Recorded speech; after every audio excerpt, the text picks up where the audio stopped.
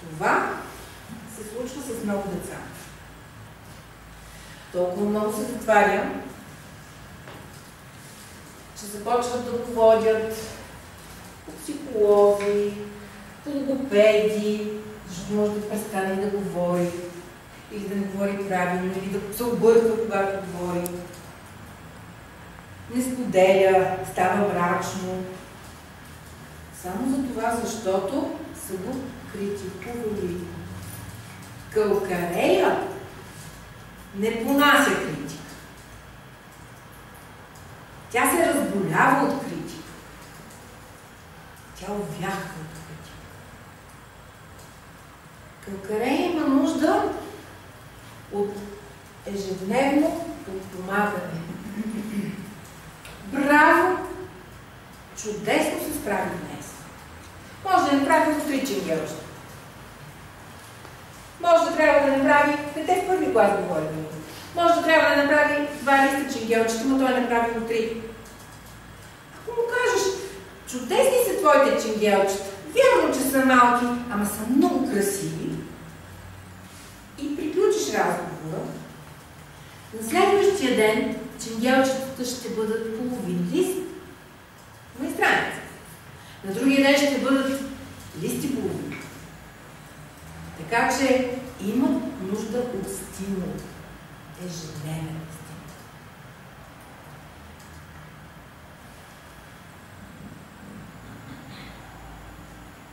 Всичко в кълкарея е забавно. Значи те бавно тръгват, бавно върват напред. Но всяко едно нещо, което научат, то остава за цял живот и никога не се забравя. Техните знания са трайни.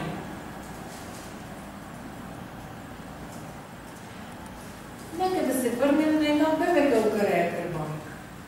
Това ще е бебе, което месеци наред няма да иска да се обърне. Бебетата на неговата възраст вече ще седат, то още ще си лежи по гръб. Няма да има зъби, зъбите закъсняват със своето развитие.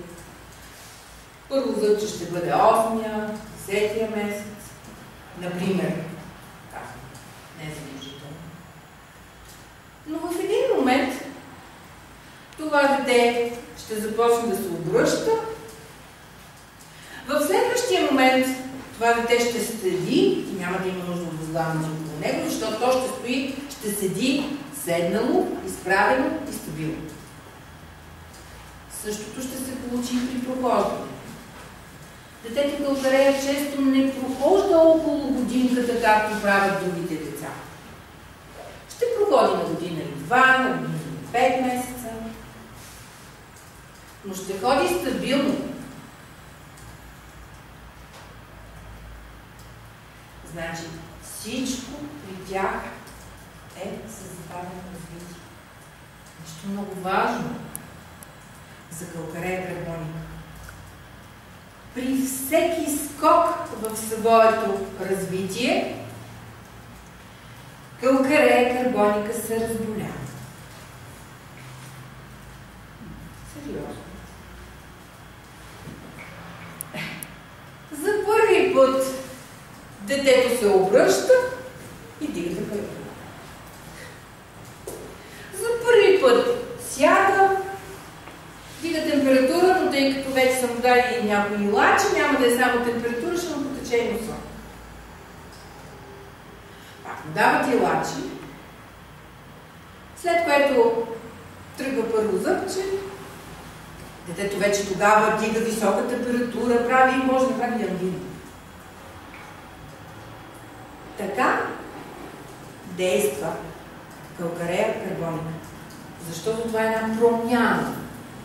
Един скок. И при всяко движение, при всяка промяна, кълкарея се влошава.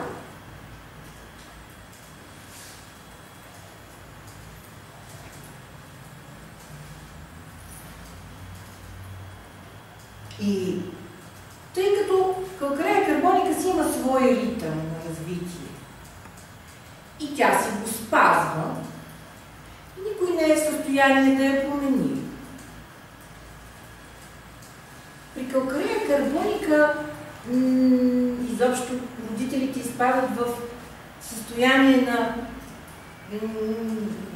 все едно аз не мога да се справя с това дете, то се прави каквото си иска и когато си иска. Така казват. Ами да, то не подлежи на дресировка.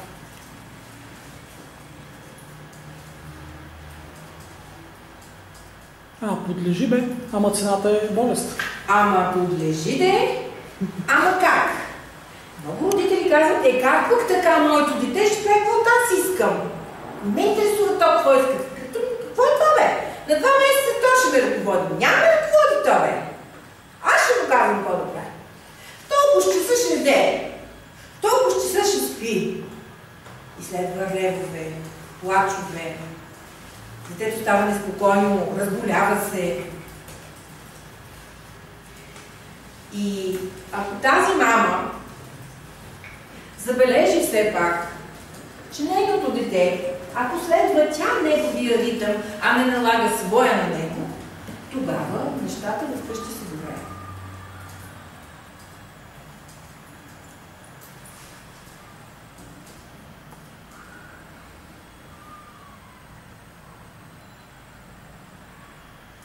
Защото калкарея карбоник е упорита в следването на своя ритъм. Упорита е в правенето на нещата. Упорита е да върши тя нещата, а не да бъдат свършени от мама.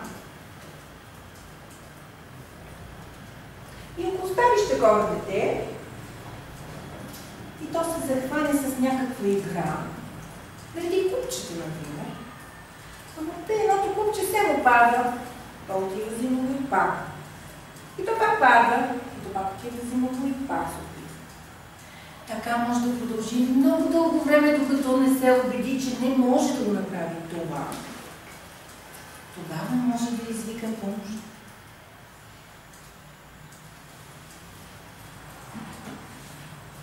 Защото тези деца имат проблем с искането на помощ. Тъй като разчитат на себе си. Тези хора, казвам, не се отнася само за деца, въобще за всички хора, които имат нужда от това лекарство.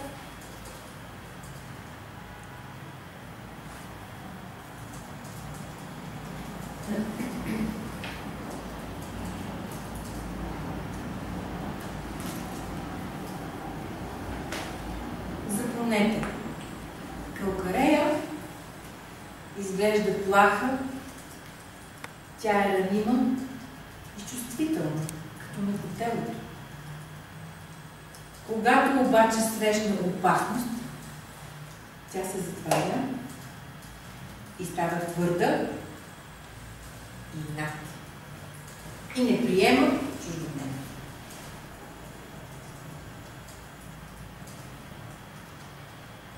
Много е характерно за калкарея техния запах. Това са деца, които добре се чувстват със своя запах. Защо? Защото нямаш запах, значи лесно да пускаш нещата от себе си. Тя не пуска лесно нещата от себе си. И едно разстройство би ги влошило. Тези хора се чувстват зле, когато имат разстройство. Се чувстват добре, когато имат запах. Интересното е, че когато ходят и се движат, техният запах се засилва. А когато си седат на едно място и няма движение, техният запах не е толкова страшен. Защо? Защото, както казах и преди, движението ги влошава.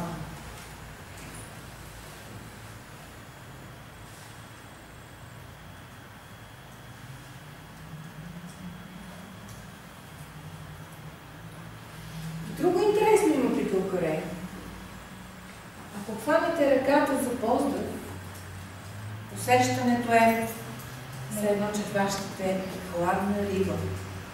Без кости, меко, хладно и потно.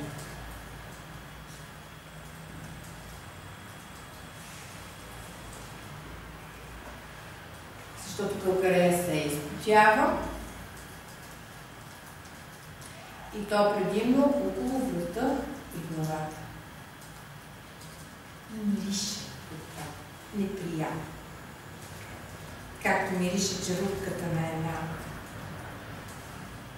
мида. Всъщност често миришат на старо сирене. Точно така мирише черупката на една мида, която вече няма мидата там.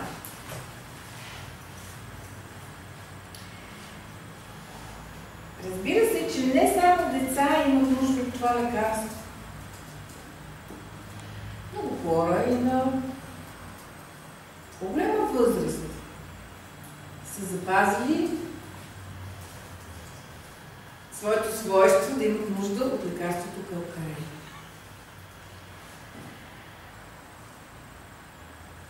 И кълкареите, пораствайки, далеч не казвам, че не са способни да имат своите успехи в своята работа. Разбира се, че могат. Кълкареите могат да станат много добри оратори. Дори да могат да поведат много хора след своите идеи. А въпросът при кълкареи, трудността й се състои в първата крачка. В започването. В започване на работа. В започване на осъществяване на желанието си.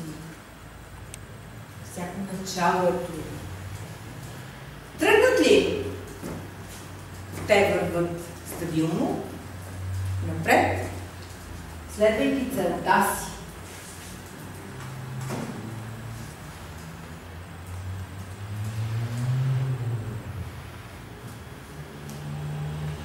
Има едно друго лекарство, което също има трудности при първата крачка. Това е рустоксикодендрон. И много често рустоксикодендрон може да бъде остро лекарство на кълкарея, като разбира се далеч не е само то. Само че, когато говорим, че кълкарея кръгоника има трудност за първата крачка, това е метафорично казано, не само физическа трудност при първата крачка. То при рустокс това е физически, те изпитват болка в краката при първата крачка най-силно.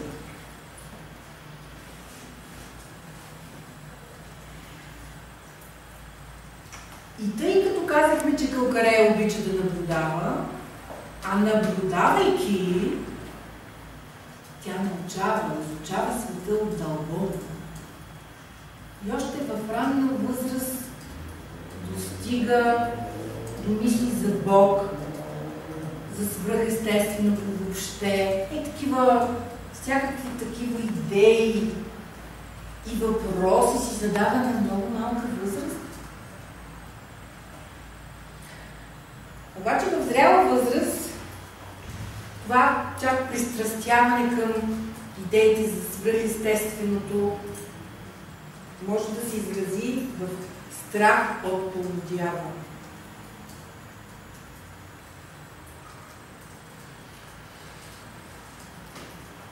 И тъй като нека да си спомним, това е лекарство от триадата на несигурността. И това е първото лекарство от тази триада, където несигурността е най-голяма, тя не е компенсирана. Както по-нататък ще разберете какво се случва с тази идея. Така че, когато човек е несигурен, има много страхове. Кълкарея може да е страх от всичко. Не само от полудяване, не само, че ще забележат нейното объркване. Има голям страх от тъмното. Защо? Защото там са онези от свръхестественото, нали, разни фантоми, дяволи, каквото се сетите още. съответно имат страх да заспят на тъмно. Ама този страх да заспи на тъмно си има защо да е, защото кълкарея с тези страхове сънува много кошмари, въобразява си какви неща на сън. И често се буди през нощта с вик и ужасено лице от това, което е сънувало. Тича при мамни тати. Но това може да се случва само с децата, то се случва и с възрастните. Те също сънуват кошмари. С всякакви демони, дяволи, и така.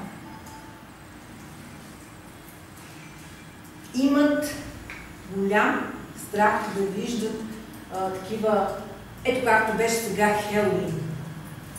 Значи, на такова сборище да се намира кълкарея карбоника, това би подействало травма за цял живот. Имах едно детенце, на което му дадох кълкарея карбоника. Не само, но и главният му страх беше от... Имаше на времето един филм То. Той много мъничко и гледал този филм вкъщи. И непрекъснато казваше, че то се намира под леглото му.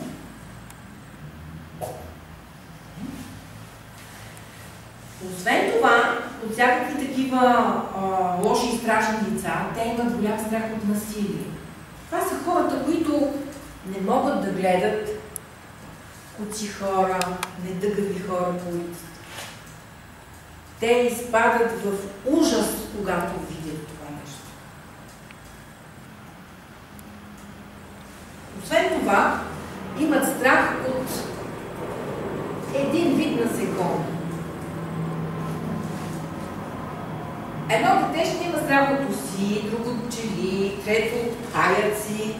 Значи не от всички насекоми имат веднъж, а от един вид. Също така по избор. Също така имат голям страх от кучета, от плъхове, от мишки.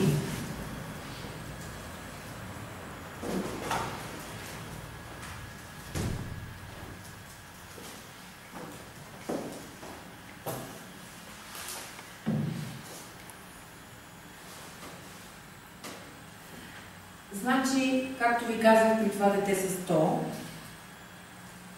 това е лекарство, което изплаши ли се веднъж, уплаха не минава.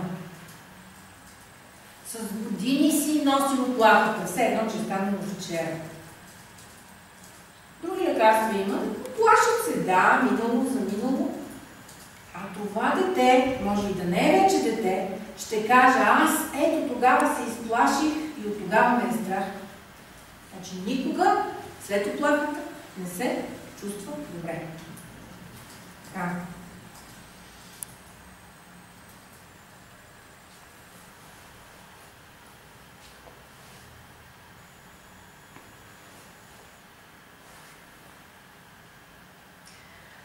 Когато казваш, че не могат да гледат недъгави хора и ви казах, че не понасят жестокост, значи кълкарея, както е кротка, мирна, спокойна, в момента, в който види жестокост, я избива на ярост. На ярост я избива. До такава степен не понасят жестокост. Те се ядосват и тогава вече са склонни да употребят насилие върху насилника. И тогава придобиват нечовешка сила.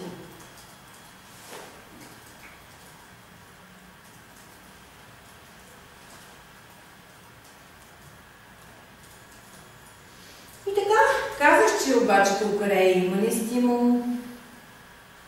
И като малка, ако бъде добре отгледана от своите родители и учители, задължително, тогава те могат да станат дори добри учени, да направят големи открития. А ако няма този блестящ ум, ако няма подкрепа, този блестящ ум, тази перла в кълкарея никога няма да види бял свят. Тя никога няма да разкрие своя блестящ ум нито пред себе си, нито пред другите. Защото му не е вегетативните типове.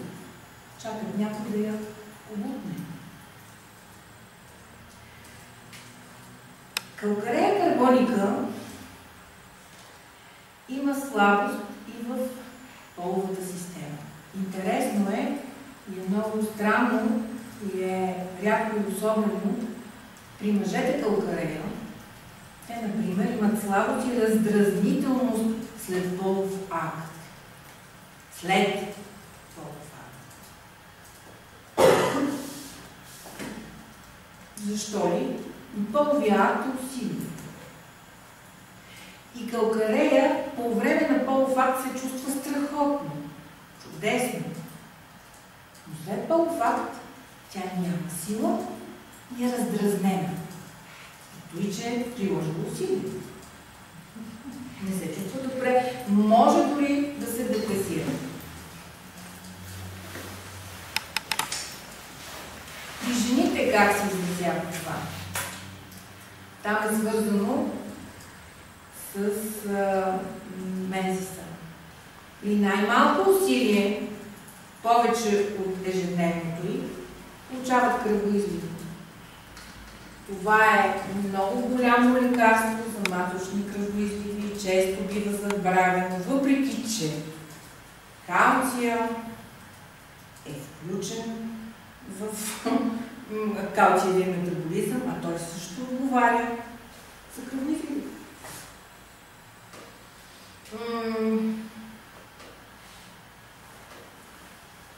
Нека да видим сега кои са афинитетите и регионите на действие на калкарея карбоника.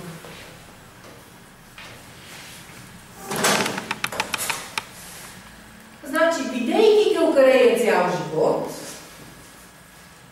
накрая калкарея може да стигне до разстройство на ума. Започват да забравят, започват да не могат да се изразяват и могат да стигнат до дълбока и трайна депресия. Също така е много добро лекарство и голямо лекарство при ДЦП, детска церебрална пареза. ДЦП-то също е свързано с калциевия метаболизъм. При дислексия, при всякакви понижения на умствените способности. Дете, което изглежда малумно, калкарея карбоника може да премахне неговата малумност, да го излекува от него. Защо? Защото ще му подобри калциевия метаболизъм. И не само това. При епилептични припадъци също така.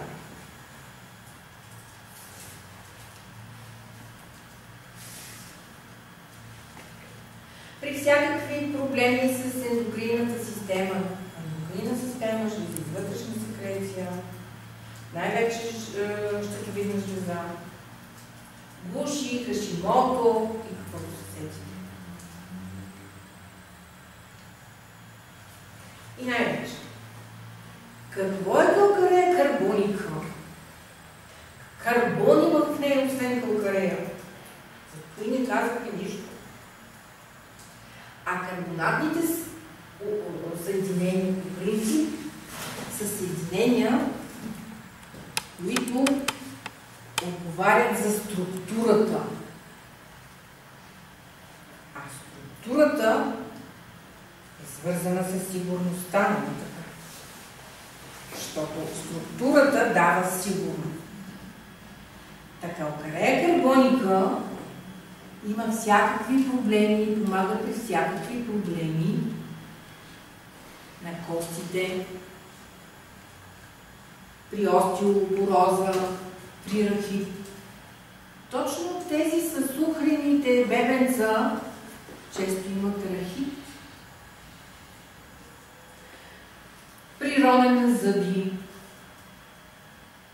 изобщо при всякакви проблеми в калциевата обмяна. Нека сега да видим модалностите. Някои от тях аз ги казах и пак ще ги повторя. Влошава се от диария. Влошават се емоционално, ако някой ги кара да бързат. Влошават се от всякакви секреции, включително и мензис. Влошават се от жестокости. Интересно е, че се влошават от продължителен сън. Защо ли? И сън на кошмари. Също от високи места. Нещо, което не казахме.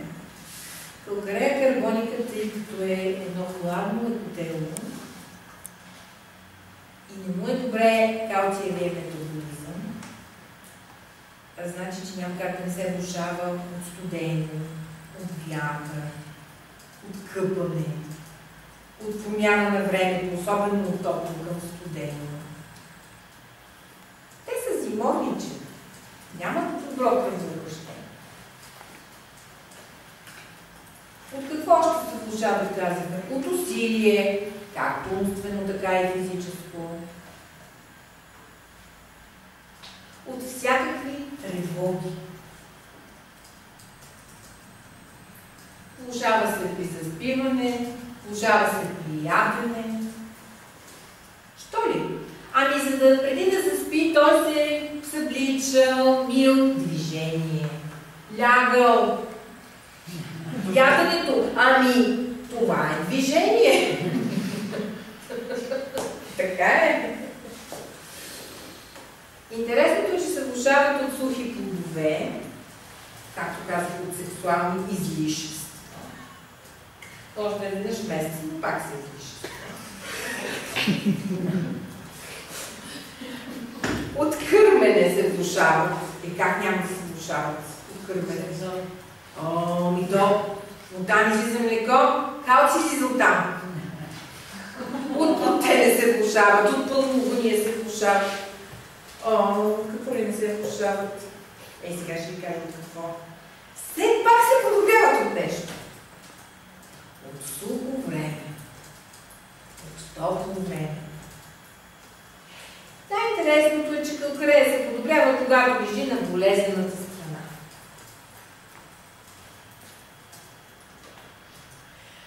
Подобрява се от изпускане на газове. От разтриване, така леко разтриване. Силен масаж. Ако може да не върнеш най-добре така и с едно перце на егарен, и се подобряват от тъмна стая, т.е. пълно релакс състояние. Тогава са намират неща с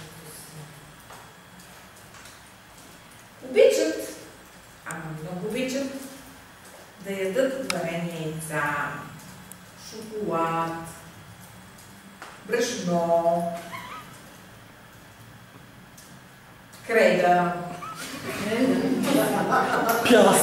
пясък, да изравят стените, мазилки, обичат да ядат неядими неща. След беше делка, бебе една част от страната. Ето, Държбени въглища да попадне. Обаче обичат и сладолет сега. Не може само на мазилка. Обичат да смесват вкусовете. Сладко и солено, сладко и кисело. Лимони обичат също така. А какво не обичат? Не обичат мляко. Що? Не обичат кафе и месо. Не обичат тютюн. Не обичат топла храна. Калкарея обича студена храна, нищо че знае. Това са деца, които може да ги гоните цял ден с кашата, но те няма да искат да си хапнат от нея. И ако си хапнат, ще я повърнат, защото са инати. И не ви казах, че са инати. Ама те са голями инати. Като се запънат, наистина могат да свършат много работа, ако се занимават. Ама могат и нищо да не направят, ако са решили, че ейте ни начини хора. обичат мазнини, сладки. И сега да видим. Общи характеристики. Втори. Много зиморничеви и са склонни към простуди, към разболявания, особено в периодите на промяна. Не само на времето, но и на собственото си развитие. Лесно се потят, особено в главата и гърба. Имат кисела, обилна пот. Ако не мирише на старо сирене, мирише на кисело. Обща киселинност на храносмилателната система.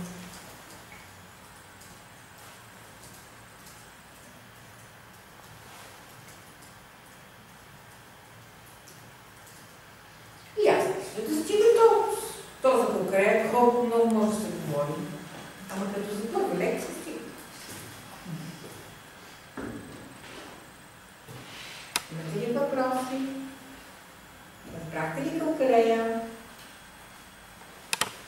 Или няма разбрахте? Разбрали калкарея?